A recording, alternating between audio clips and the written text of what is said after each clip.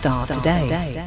உலகம் முழுவதும் வாழும் டிபிசி உறவுகள் அனைவருக்கும் வணக்கம். இது டாக்டர் டிபிசியின் start today. Dr. TBC Start Today. ஒரு திரைப்படத்தின் வெற்றியில் அந்த திரைப்படத்தின் இசையமைப்பாளனுக்கு பெரும் பங்கு இருக்கின்றது. திரைப்படத்தின் கதாபாத்திரங்களையும் கதையினையும் கதையில் வருகின்ற சந்தர்ப்பங்களையும் மிகவும் ஆழமாகவும் ஆத்மார்த்தமாகவும் புரிந்து கொண்டு அதற்கேற்ற வகையில் பின்னணி இசையினையும் பாடல்களையும் இசையமைத்து ஒரு இசையமைப்பாளன் ஒரு திரைப்படத்திற்கு உயிர் கொடுக்கின்றான். நாம் நேசிக்கின்ற தென்னிந்திய திரை இசையமைப்பாளர்கள் தங்களது சிறப்பான இசையினால் பல திரைப்படங்களை வெற்றி படங்களாக்கி இருக்கின்றார்கள். உலகில் வாழ்கின்ற பலதரப்பட்ட ரசனை கொண்ட மக்களின் ரசனைகளை புரிந்து கொண்டு அதற்கேற்ற வகையில் பல வடிவங்களில் பாடல்களை தந்து நம்மை மகிழ்வித்துக் கொண்டிருக்கின்றார்கள். இந்த வகையில் சங்கர் கணேஷ் இரட்டையர்களையும் எம்மால் மறக்க முடியாது.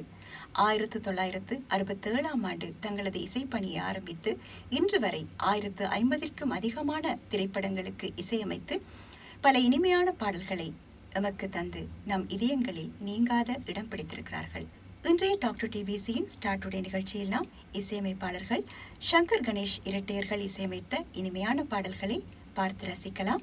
அவர்களது இசை பயணத்தை மீட்டு பார்க்கலாம். பாருங்கள்.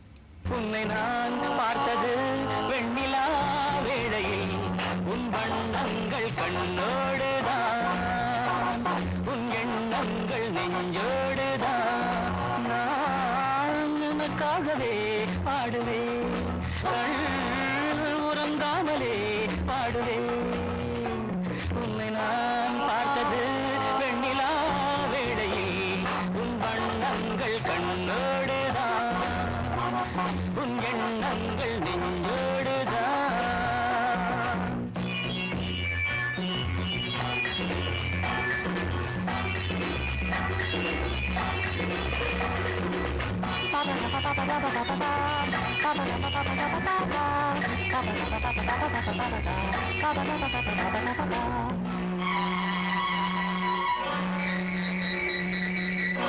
அன்று ஒரு பாதி முகம் தானே கண்டே, இன்று மறுபாதி எதிர்பார்த்து நின்றேன். அன்று ஒரு பாதி முகம் தானே கண்டேன், இன்று மறுபாதி எதிர்பார்த்து நின்றேன். கைவளையோசை கடல் பொங்கும் மலையோசையோ என செவியார நான் கேட்க வரவில்லையோ. உன்னை நான் பார்த்தது வெண்ணிலா வேளையில் உன் வண்ணங்கள் கண்ணோடுதான், உன் எண்ணங்கள் நெஞ்சோடுதான்.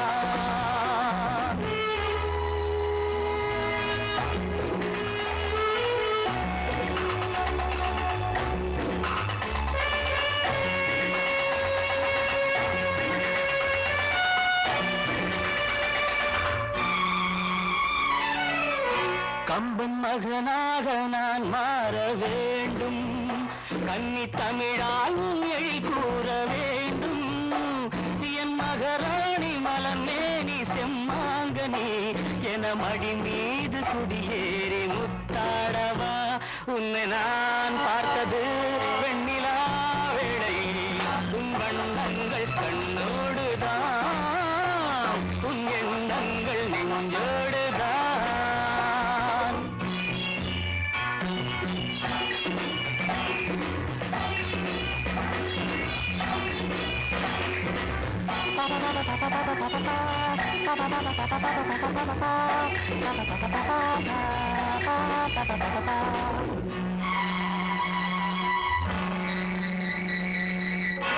எங்கு தொட்டாலும் இனிக்கின்ற செந்தேன், உன்னை தொடராமல் நான் இங்கு வந்தேன். எங்கு தொட்டாலும் இனிக்கின்ற செந்தேன், உன்னை தொடராமல் நான் இங்கு வந்தேன். நான் மறந்தாலும் மறவாத அழகல்லவா, நாம் பிரிந்தாலும் தெரியாத உறவல்லவா. உன்னை நான் பார்த்தது வெண்ணிலா வேளையில் உன் வண்ணங்கள் கண்ணோடுதான், உன் எண்ணங்கள் நெஞ்சோடுதான். உறவுகள் டாக்டர் டிபிசியின் ஸ்டார்டுடைய நிகழ்ச்சியோடு இணைந்திருக்கிறீர்கள். இன்றைய நிகழ்ச்சியில் நாம் இசையமைப்பாளர்கள் சங்கர் கணேஷ் இரட்டையர்கள் இசையமைத்த இனிமையான பாடல்களை பார்த்து ரசித்துக் கொண்டிருக்கிறோம். இருவருமே இளம் வயதிலேயே இசையில் ஆர்வமுள்ளவர்களாக இருந்தார்கள். அவர்களில் கணேஷின் தந்தை இராணுவத்தில் ஓட்டுநராக பணிபுரிந்தார். கணேஷிற்கு 12 வயது இருக்கும்போது அவரை மெல்லிசை மன்னர் MS விஸ்வநாதனிடம் அழைத்து சென்றார். மெல்லிசை மன்னர் முன்னிலையில் அமுதும் தேனும் எதற்கு நீ அருகில் இருக்கையிலே எனக்கு என்ற பாடலை பாடி காட்டினாராம். அந்த பாடலை கேட்டுவிட்டு மெல்லிசை மன்னர்கள் இருவருமே சிரித்தார்களாம். மெல்லிசை மன்னர் MSV இசையமைப்பாளர் கணேஷை அருகில் அழைத்து, தம்பி தப்பு தப்பா பாடுறப்பா, ஒரு நல்ல குருவை வைத்து இசையை முறையாக கற்றுக்கொள், அதன் பிறகு என்னை வந்து பாரு என்று கூறி அனுப்பி வைத்தாராம். அதன் பிறகு சங்கர் கணேஷ் இருவருமே இணைந்து இசையை முறையாக கற்றுக்கொள்கிறார்கள். சில காலங்களுக்கு பிறகு மீண்டும் மெல்லிசை மன்னரின் வாசலில் போய் நிற்கிறார்கள். அவர் வீட்டிலிருந்து வெளியில் வந்து, தம்பிகளா நல்லா இருக்கீங்களாப்பா என்று கேட்டுவிட்டு காரில் ஏறி சென்று விட்டாராம். எப்படியாவது மெல்லிசை மன்னரிடம் உதவி இசையமைப்பாளராக ஆக வேண்டும் என்ற எண்ணத்தில் அவர்கள் வெகு நேரமாக காத்திருந்தார்களாம். அந்த எதிர்பார்ப்பு ஏமாற்றமாகி போனதால் மீண்டும் அவர்கள் அங்கிருந்து நேராக அக்காலத்தில் பிரபலமாக இருந்த இசையமைப்பாளர் GK வெங்கடேஷின் வீட்டு வாசலில் போய் நின்றார்களாம். அவரும் கூட வெளியில் வந்து இருவரையும் பார்த்து நலம் விசாரித்து விட்டு காரில் ஏறி தனது பணியை தொடர சென்று விட்டாராம். இப்படி மாறி மாறி இருவருமே இசையமைப்பாளர்கள் வீட்டில் காத்திருக்கிறார்கள். பல காத்திருப்புகள், எதிர்பார்ப்புகள், ஏமாற்றங்களுக்கு பிறகு ஒருவாறாக இசையமைப்பாளர் சங்கர் முதலாவதாக மெல்லிசை மன்னரிடம் போய் உதவி இசையமைப்பாளராக இணைந்து கொள்கிறார். அதனைத் தொடர்ந்து கணேஷும் கூட உதவி இசையமைப்பாளராக அவரோடு இணைந்து கொள்கிறார். ஒரு திரை இசையமைப்பாளனுக்கு என்னென்ன தேவையோ அத்தனை அம்சங்களையும் அங்கே கற்றுக்கொள்கிறார்கள் மிக மிக ஆர்வத்தோடு.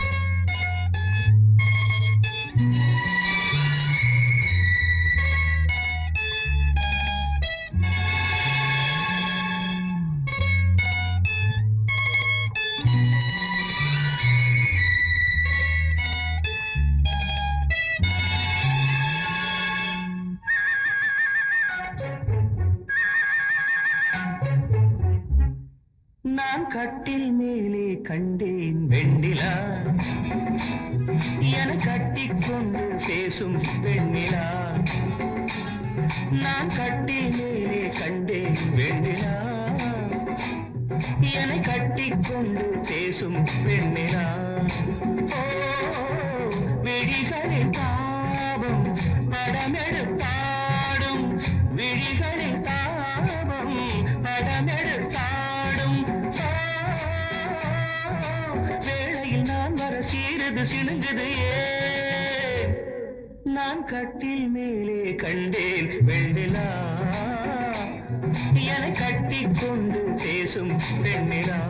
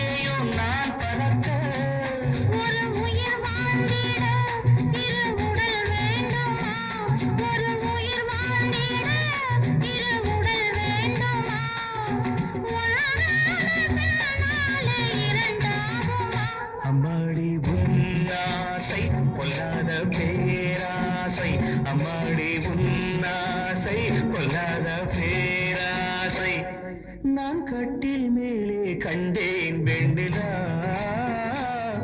என கட்டிக்கொண்டு பேசும் பெண்ணிலா. உறவுகள் டாக்டர் டிபிசியின் ஸ்டார்டுடைய நிகழ்ச்சியோடு இணைந்திருக்கிறீர்கள். இன்றைய நிகழ்ச்சியில் நாம் இசையமைப்பாளர்கள் சங்கர் கணேஷ் இசையமைத்த இனிமையான பாடல்களை பார்த்து ரசித்துக் கொண்டிருக்கின்றோம். சங்கர் கணேஷ் இரட்டையர்கள் இருவருமே 1964ஆம் ஆண்டு காலப்பகுதியில் மெல்லிசை மன்னர் MS விஸ்வநாதனிடம் உதவி இசையமைப்பாளர்களாக இணைந்து கொண்டு திரை இசையமைப்பாளனுக்கு தேவையான சகல அம்சங்களையும் கற்றுக்கொள்கிறார்கள். அங்கே அந்த காலத்தில் புகழ்பெற்று விளங்கிய TM Soundararajan, P Sushila, PB Srinivas போன்ற பெரிய பெரிய பாடகர்கள் எல்லாம் பாடல் ஒலிப்பதிவிற்காக வருவார்களாம். அவர்களுக்கு மெல்லிசை மன்னர் பாட்டு சொல்லித் தருவதை மிகவும் ஆசையோடும் ஆர்வத்தோடும் பார்த்து கொண்டிருப்பார்களாம். என்றாவது ஒரு நாள் தாங்களும் இதே போன்று பெரிய இசையமைப்பாளராகி இப்படிப்பட்ட பெரிய பெரிய பாடகர்களுக்கெல்லாம் பாட்டு சொல்லிக் கொடுக்க வேண்டும் என்ற ஆசையும் ஆர்வமும் அவர்களுக்கு மேலோங்கிக் கொண்டே இருந்தது. அக்கால பகுதியில் அங்கே அடிக்கடி பாடல் எழுதுவதற்காக வந்த கவியரசர் கண்ணதாசனிடம் இருவரும் நட்பு பாராட்டினார்கள். அவரிடம் எப்படியாவது எங்களுக்கு ஒரு பட வாய்ப்பை பெற்றுத்தாருங்கள் என்று கேட்டார்கள் என்று சொல்வதை விட நச்சரித்தார்களாம். இசையமைப்பாளர்கள் சங்கர் கணேஷ் இருவரிடத்திலும் பேரன்பு கொண்டிருந்த கவியரசர் கண்ணதாசன் சில காலங்களுக்கு பிறகு தான் இயக்கிய நகரத்தில் திருடர்கள் என்ற திரைப்படத்திற்கு இசையமைக்கின்ற வாய்ப்பை இருவருக்கும் கொடுத்தார். படப்பிடிப்பும் ஆரம்பமாகியது. அதே போன்று பாடல் ஒலிப்பதிவு வேலைகளும் ஆரம்பமாகியது. ஆனால் படம் பாதியிலே நின்று போனது. பலத்தை ஏமாற்றமடைந்தார்கள் இருவரும். ஆனால் அதன் பிறகும் அவர்கள் சளைத்து விடவில்லை. அதனைத் தொடர்ந்து மீண்டும் இன்னொரு வாய்ப்பை பெற்று தாருங்கள் என்று கவியரசரிடம் கேட்டார்களாம். அவர் அக்காலத்தில் எடுக்கப்பட்ட நான் யார் தெரியுமா என்ற திரைப்பட தயாரிப்பாளரிடம் சென்று அந்த திரைப்பட வாய்ப்பை சங்கர் கணேஷ் இருவருக்கும் தருமாறு கேட்டாராம். இரண்டாவது வாய்ப்பு அவர்களுக்கு கிடைக்கவே மகிழ்ச்சியுடன் மீண்டும் தங்களது இசையமைப்பு பணிகளை ஆரம்பிக்கிறார்கள். ஆனால் அந்த பட வேலைகள் ஆரம்பிப்பதற்கு மிகவும் தாமதமாகியதால் சோர்ந்து போகிறார்கள். மீண்டும் கவியரசர் கண்ணதாசனின் வீட்டிற்கே சென்று அண்ணா எப்படியாவது எங்களுக்கு ஒரு பட வாய்ப்பை பெற்று தாருங்கள் என்று கேட்கிறார்கள். அவரும் அக்காலத்தில் பிரபலமாக இருந்த தேவர் பிலிம்ஸில் சென்று சின்னப்பா தேவரிடம் இருவருக்கும் வாய்ப்பு தருமாறு கேட்கிறார். ஆனால் சின்னப்பா தேவரோ தான் எடுக்கும் பெரிய பட்ஜெட் படங்களுக்கு இந்த சிறுவர்களை புதியவர்களை நம்பி எப்படி இசையமைக்க கொடுப்பது என்று தயங்கினாராம். இருவரின் திறமைகளை பற்றியும் எடுத்து கூறிய கவியரசர் கண்ணதாசனின் வார்த்தைகளை நம்பி தேவர் பிலிம்ஸினால் அப்போது எடுக்கப்பட்ட மகராசி என்ற திரைப்படத்திற்கு இசையமைக்கின்ற வாய்ப்பை சங்கர் கணேஷ் இரட்டையர்கள் இருவரும் பெறுகிறார்கள். இந்த திரைப்படம் 1967ஆம் ஆண்டு வெளிவருகிறது. இதுதான் சங்கர் கணேஷ் இரட்டையர்கள் இருவரும் இணைந்து இசையமைத்த முதலாவது திரைப்படம். கவியரசர் கண்ணதாசன் மூலமாக இந்த வாய்ப்பு கிடைத்ததனால் அதனை தொடர்ந்து வந்த எல்லா படங்களிலுமே அவருக்கு நன்றி செலுத்தும் முகமாக கவிஞர் வழங்கும் தேவரின் சங்கர் கணேஷின் இசையில் என்று அந்த பட டைட்டிலில் எழுதப்பட்டது. Talk to TBC. Start today.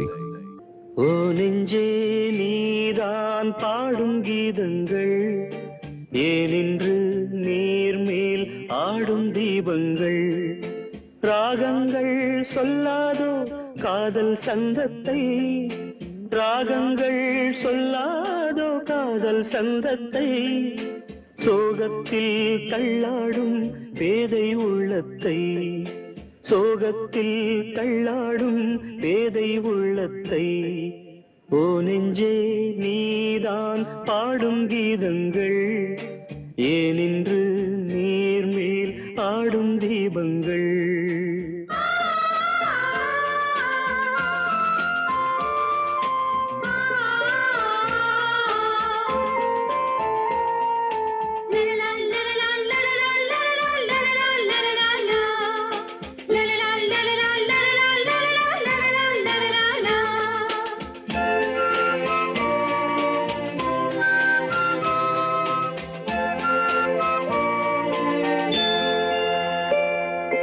தென்னங்கிளிதான் நீ சொல்லும் மொழி தேன் தென்னங்கிளிதான் நீ சொல்லும் மொழி தேன் சங்கீதம் பொங்காதோ உன் சின்ன சிரிப்பில் செந்தூரம் சிந்தாதோ உன் கண்ணச்சிவப்பில் என் ஆசை மங்கை என்னாடும் கங்கை கண்ணீரில் தாலாட்டினாள்.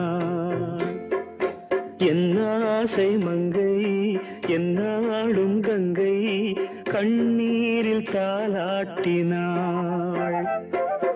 ஓ நெஞ்சே ஓ நெஞ்சே நீதான் பாடும் கீதங்கள், ஏனின்று நீர் மேல் ஆடும் தீபங்கள்.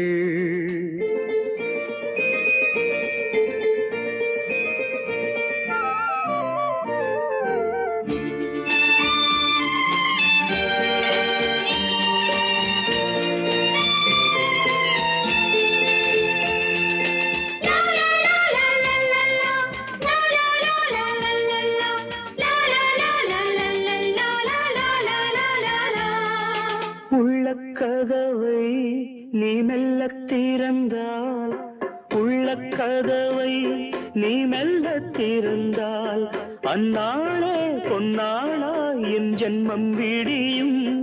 எந்நாளும் பன்னீரில் என் நெஞ்சம் நனையும். கொத்தான முல்லை பித்தான என்னை எப்போது முத்தாடுவாள். கொத்தான முல்லை பித்தான என்னை எப்போது முத்தாடுவாள். ஓ நெஞ்சே நீதான் பாடும் கீதங்கள், ஏனின்று நீர் மேல் ஆடும் தீபங்கள்.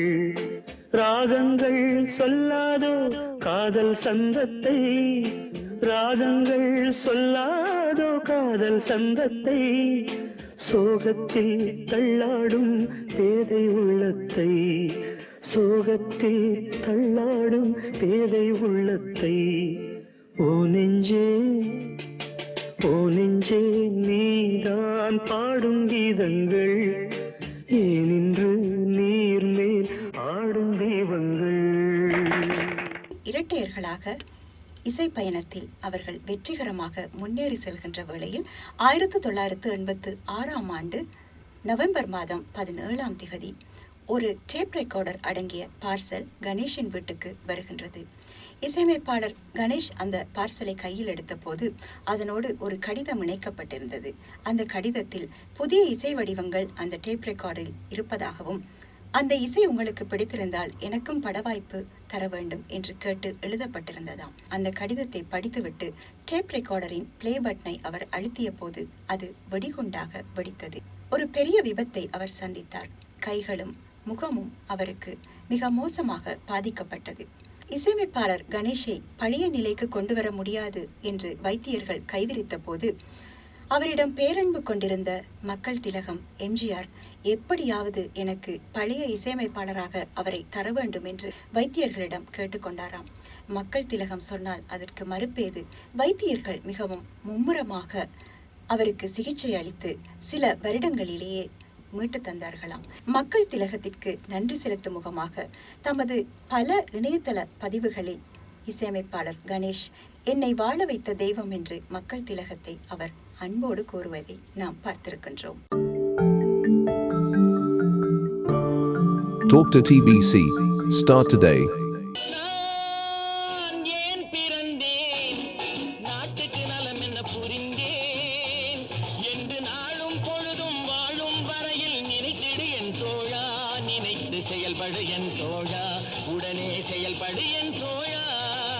நான் ஏன் பிறந்தேன், நாட்டுக்கு நலம் என்ன புரிந்தேன் என்று நாளும் பொழுதும் வாழும் வரையில் நினைத்திடு என் தோழா. நினைத்து செயல்படு என் தோழா, உடனே செயல்படு என் தோழா. குடிச்சு உடம்ப கெடுத்துக்கிட்டு வீணா பொழுத போக்குறீங்களே, இந்த நேரத்துல நாட்டுக்கு ஏதாவது நல்லது செய்யக்கூடாதா?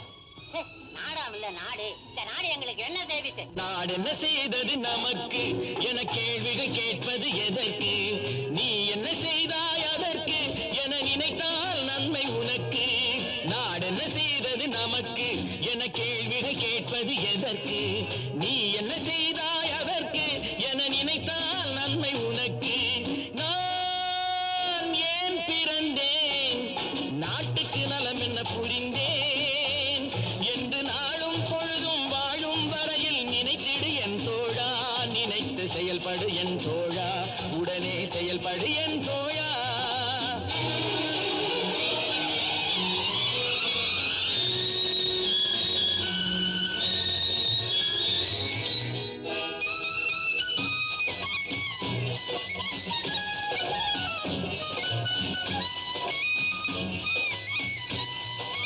மலையில் பிறந்த நதியால் மக்கள் தாகம் தீர்ந்தது, மரத்தில் பிறந்த கனியால் அவர் பசியும் தணிந்தது. மலையில் பிறந்த நதியால் மக்கள் தாகம் தீர்ந்தது, மரத்தில் பிறந்த கனியால் அவர் பசியும் தணிந்தது. கொடியில் பிறந்த மலரால் எங்கும் வாசம் தவழ்ந்தது, அன்னை மடியில் பிறந்த உன்னால் என்ன பயன்தான் விளைந்தது. நான் ஏன் பிறந்தேன், நாட்டுக்கு நலம் என்ன புரிந்தேன் என்று நாளும் பொழுதும் வாழும் வரையில் நினைத்திடு என் தோழா, நினைத்து செயல்படு என் தோழா, உடனே செயல்படு என் தோழா.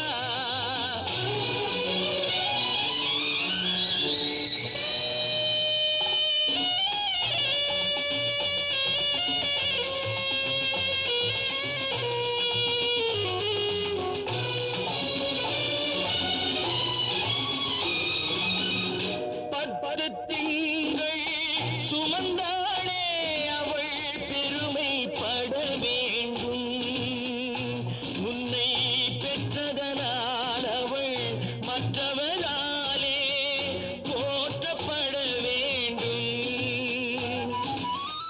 கற்றவர் சபையில் உனக்காக தனி இடமும் தர வேண்டும், உன் கண்ணில் ஒரு துளி நீர் வந்தாலும் உலகம் அழ வேண்டும். இரட்டையர்களாக இசையமைப்பாளர்கள் இருவரும் இணைந்து இசையமைக்கும் போது பல மனக்கசப்புகள் ஏற்படுவது சகஜமான விடயமாக இருக்கின்றது. ஆனால் இசையமைப்பாளர் கணேஷ் சங்கர் பற்றி சொல்லும் போது தனது பேச்சுக்கு மறுப்பு சொல்லாதவர், அதே போன்று தான் என்ன அபிப்பிராயங்கள் சொன்னாலும் அதனை அப்படியே ஏற்றுக்கொள்வார். எங்கள் இருவருக்கும் இடையில் நல்லதொரு புரிந்துணர்வு இருந்தது, விட்டு கொடுப்பு இருந்தது, அதுதான் எங்கள் வெற்றி பயணத்தின் ரகசியம் என்று சொல்கின்றார். நான் ஏன் பிறந்தேன் என்ற ஒரு திரைப்படத்தில் உனது விழியில் எனது பார்வை உலகை காண்பது என்ற ஒரு பாடலை கேட்டிருப்பீர்கள். மிகவும் பிரபலமான பாடல். அந்த பாடலின் இசையமைப்பு பற்றி ஒரு சுவாரஸ்யமான விடயத்தை ஒரு இணையதள பேட்டி ஒன்றில் இவ்வாறு இசையமைப்பாளர் கணேஷ் குறிப்பிடுகின்றார். 2 பேரும் வந்து ஹார்மோனிய புட்டி வச்சு கம்போஸ் பண்ணியிருந்தோம். எங்க மாமனார் படம் நான் என் பிறந்தேன்னு சொல்லி படத்துல அதுல வந்து பல்லவி கம்போஸ் பண்ணான் சங்கராமன். உனது விழியில் எனது பார்வை உலகை காண்பது அப்படின்னு அந்த டியூன் மட்டும்தான். அப்படிதான் வார்த்தை எழுதினாரு. நானா தாரே நானா தரணானோன்னு எங்க மாமனார் வெளியில இருந்து டக்குன்னு உள்ள வந்து இது நல்லா இருக்குப்பா, இது வச்சுக்கணும். எங்க மாமனார் கிட்ட என்ன பழக்கம்னா டியூன் நல்லா இருந்தா உடனே ஓகே சொல்றாரு, டிஸ்டர்ப் பண்ண மாட்டார். அவர் உடனே வந்து பல்லவி ஓகே பண்ணிட்டார். ஓகே பண்ண உடனே நம்ம கம்போசிங் குரூப்புக்கு என்ன ஒரு வழக்கம்னா வெத்தலை பாக்கு போடுவாங்க. ஒரு பல்லவி ஓகே ஆன உடனே அசிஸ்டன்ட் சங்கராமா எல்லாரும். அந்த கேப்ல நான் என்ன பண்ணேன், அந்த ஹார்மோனிய போட்டியில சும்மா ஒரு சரணம் நம்ம போட்டு பார்க்கலாம்னு தல்லல்லாரே லாலே லாலா தரலாலே லாரே லாலா தரலாலே லாரே லாலா தாலாரே லாலே லா தாரலலா லாரலே லாலா தாரலே லாலா லா தரலாரே நாரே நாரா தரலாரே நாரே நாரா அப்படி போட்ட உடனே டக்குன்னு மறுபடியும் உள்ள வந்து அப்பா இது நல்லா இருக்கு சார், இதை வச்சுங்களா பாட்டார். அது சங்கராமனுக்கு கொஞ்சம் முகம் ஒரு மாறிடுச்சு. நான் அதை பார்த்துட்டேன். நம்ம தப்பு பண்ணிட்டோம் போல இருக்குது அப்படின்னு நினைச்சிட்டு அதுக்கு என்ன பண்ணிட்டேன், அடுத்த கம்போஸ்ல இருந்து சங்கரா எனக்கு ஹார்மோனி பட்டி வாசிச்சா என்ன இடைஞ்சலாக்குது, நான் கிட்டார் வாசிக்கிறேன்னு சொல்லிட்டு அப்ப கிட்டார் எடுத்து வாசிக்க ஆரம்பிச்சிட்டேன். அதுல இருந்து கம்போசிங்களுக்கு நான் கிட்டார் வச்சுக்குவேன், சங்கராம ஹார்மோனி பட்டி வாசிச்சுட்டு இருப்பான். ஒன்னாவே என்ட்ரி ஆனோம், ஒன்னாவே மியூசிக் ரைட்டர் ஆனோம். ஹஸ்பண்ட் ஒய்ஃப் மாதிரி நான் எதை கிழிச்சாலும் தாண்ட மாட்டான், என்ன சொன்னாலும் ஒரு பதில் கூட பேச மாட்டான். யாராவது எதா கேட்டாலும் சின்னவரை போய் கேளுங்க அப்படின்ட்டு. Talk to TBC. Start today. உனது விழி எனது பார்வை உலகை காண்பது, உனது விழி எனது பார்வை உலகை காண்பது,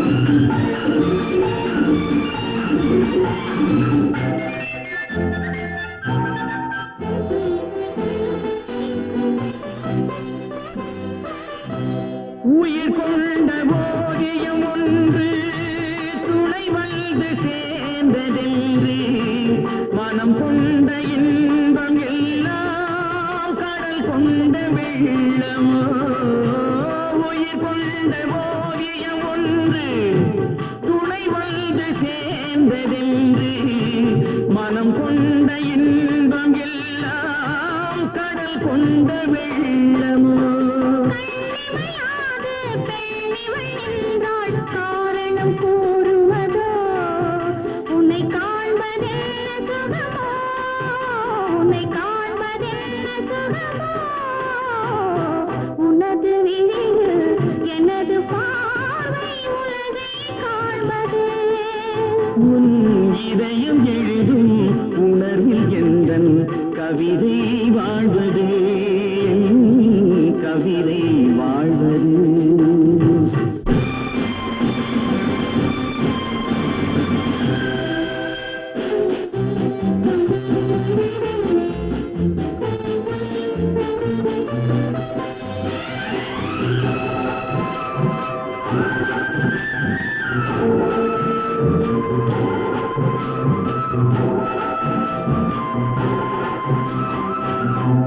எனக்கென்று வாழ்வது கொஞ்சம் உனக்கென்று வாழும் நெஞ்சும் பனி கொண்ட பார்வை எங்கும் படிக்காத காவியம் எனக்கென்று வாழ்வது கொஞ்சம் உனக்கென்று வாழும் நெஞ்சும் பனி கொண்ட பார்வை எங்கும் படிக்காத காவியம்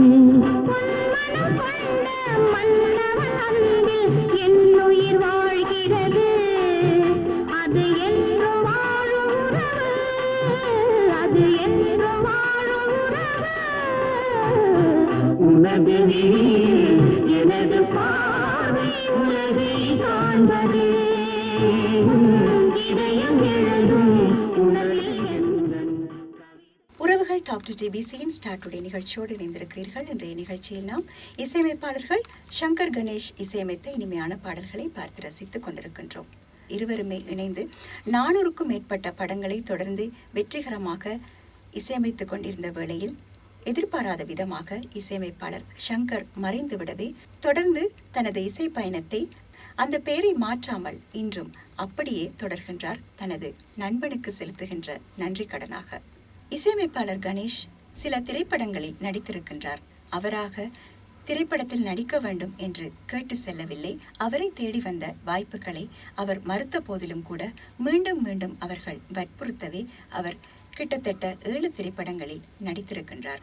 தற்போதும் கூட சில திரைப்படங்களில் ஒரு சில பாடல்களுக்கு நடனமாடுவதை நாம் பார்த்திருக்கின்றோம். Talk to TBC. Start today.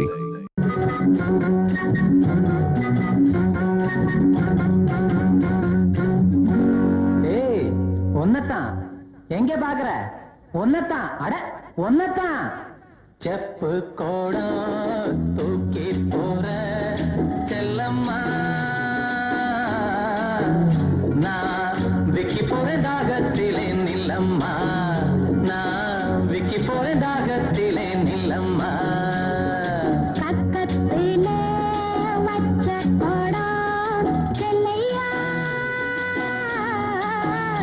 இது கண்டவங்க தாகத்துக்கு இல்லையா இது கண்டவங்க தாகத்துக்கு இல்லையா செப்பு கோடம் தூக்கி போற செல்லம்மா நான் விக்கி போறேன் தாகத்திலே நில்லம்மா நான் விக்கி போறேன் தாகத்திலே நில்லம்மா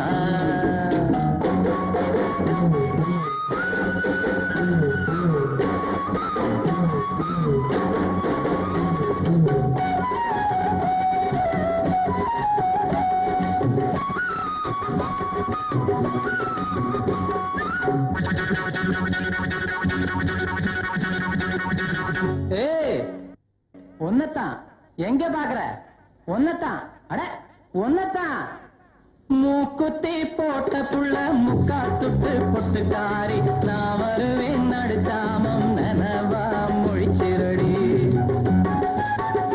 மூக்குத்தி போட்ட புள்ள முக்கா துட்டு பொட்டுக்காரி நான் வருவேன் நடுச்சாமம் நனவா மொழிச்சிரடி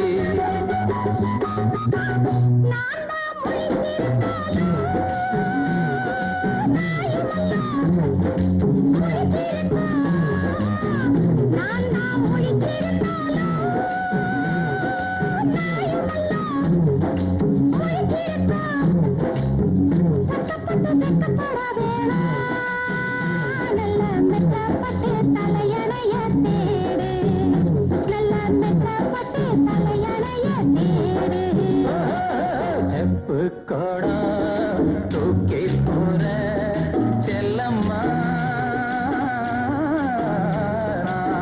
விக்கி போறேன் தாகத்திலே நில்லம்மா நான் விக்கி போறேன் தாகத்திலே நில்லம்மா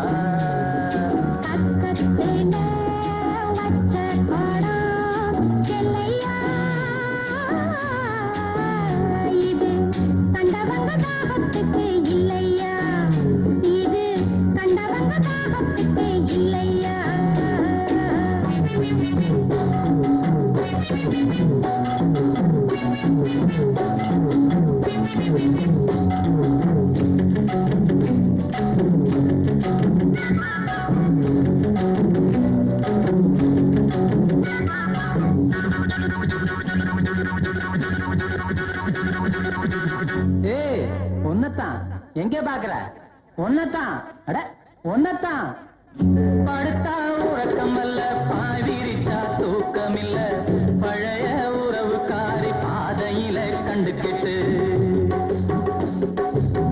படுத்தா உறக்கம் அல்ல பாய்விரிச்சா தூக்கம் இல்ல பழைய உறவுக்காரி பாதையில கண்டுகிட்டு அவ அழுக நாளுக அன்னப்புறா சேர்ந்தழுக அவ அழுக நாளுக அன்னப்புறா சேர்ந்தழுக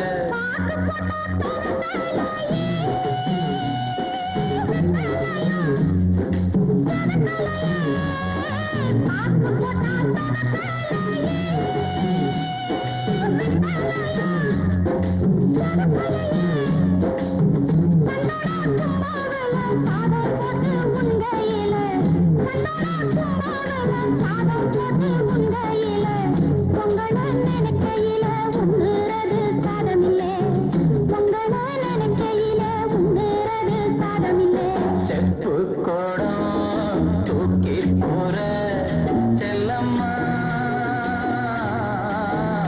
நான் விக்கி போறேன் தாகத்திலே நில்லம்மா நான் விக்கி போறேன் தாகத்திலே நில்லம்மா கக்கத்திலே வச்ச கோடம் செல்லையா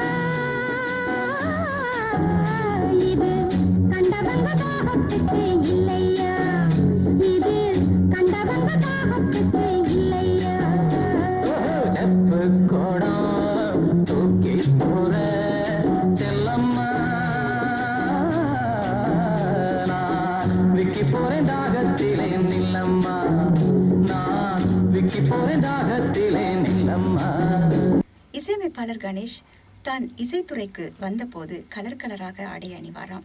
மெல்லிசை மன்னர் MS விஸ்வநாதனிடம் உதவி இசையமைப்பாளராக பணியாற்றுகின்ற காலத்தில் பாடகர் KJ ஜேசுதாஸ் அங்கே பாடல் ஒலிப்பதிவிற்காக வருவார். அவரின் குரலில் சங்கர் கணேஷ் இருவருக்குமே அதிக மயக்கம் விருப்பம் இருந்தது. ஒருமுறை KJ ஜேசுதாஸ் இசையமைப்பாளர் கணேஷை அருகில் அழைத்து, ஏன் இப்படி கலர் கலராக ஆடை அணிகிறாய்? இது மரியாதையாக இருக்காது. என்னை போன்று வெள்ளையாக உடுத்தினால் ஒயிட் அண்ட் ஒயிட் தான் எப்போதுமே மரியாதையாக இருக்கும் என்று சொன்னாராம்.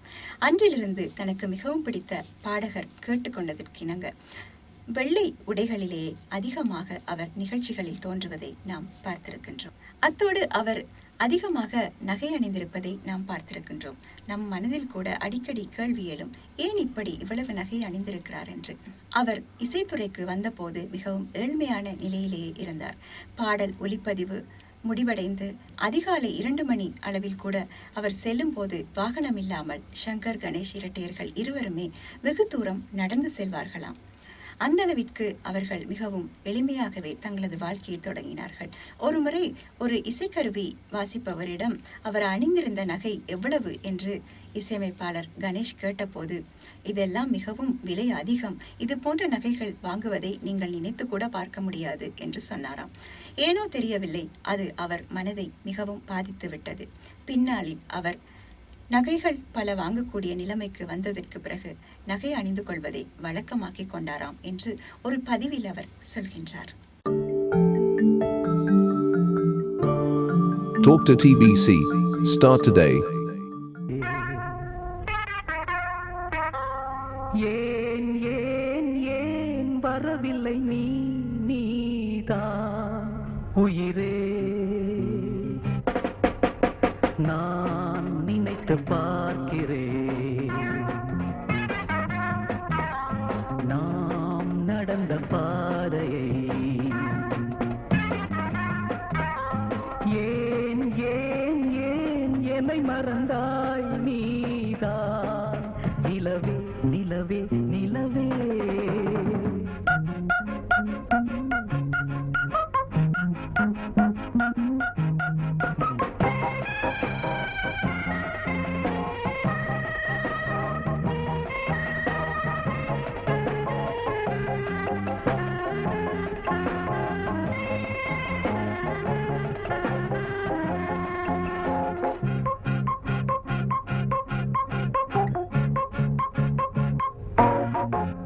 கண் முதலில் பார்த்தது மனம் மயங்கி வீழ்ந்தது, உன் விழிகள் பார்க்கையில் தினம் கவிதை கோர்த்தது. நான் நான் நான் உன் அழகினிலே வீழ்ந்தேன், மயிலே மயிலே மயிலே. பால் நிலவு காய்ந்ததே,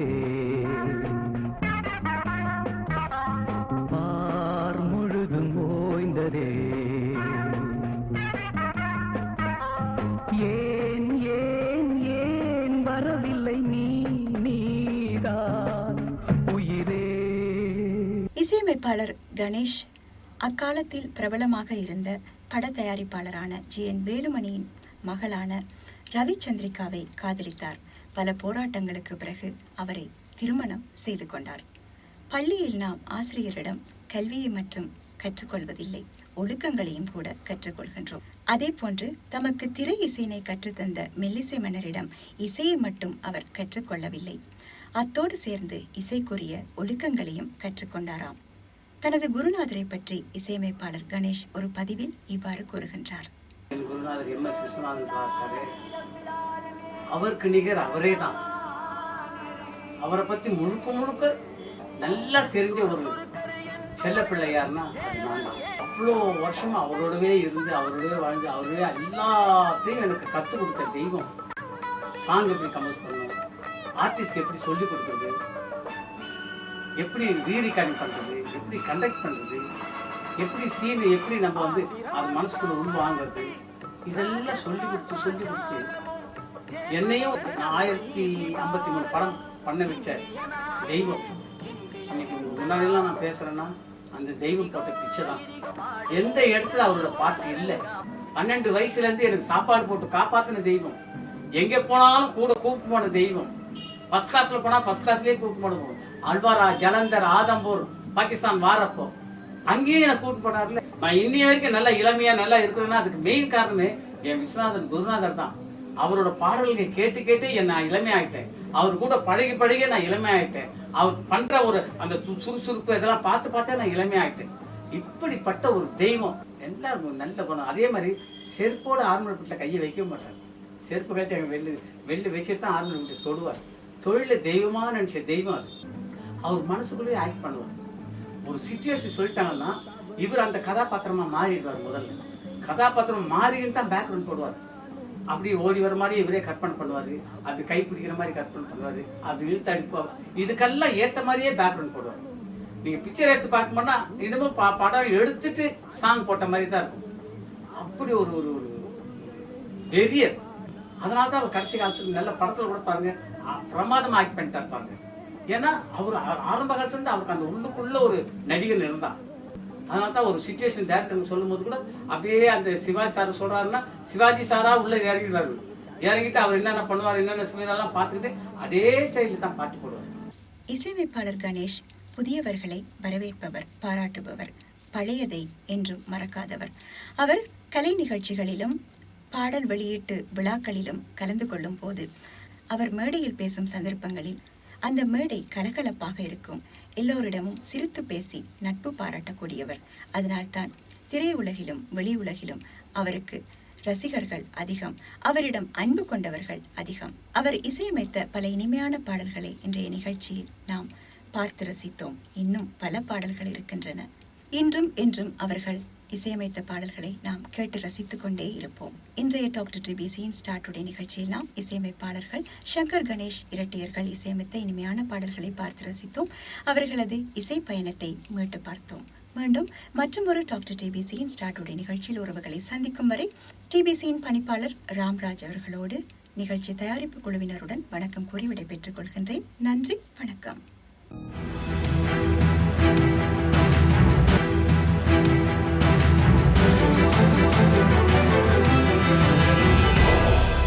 Start today.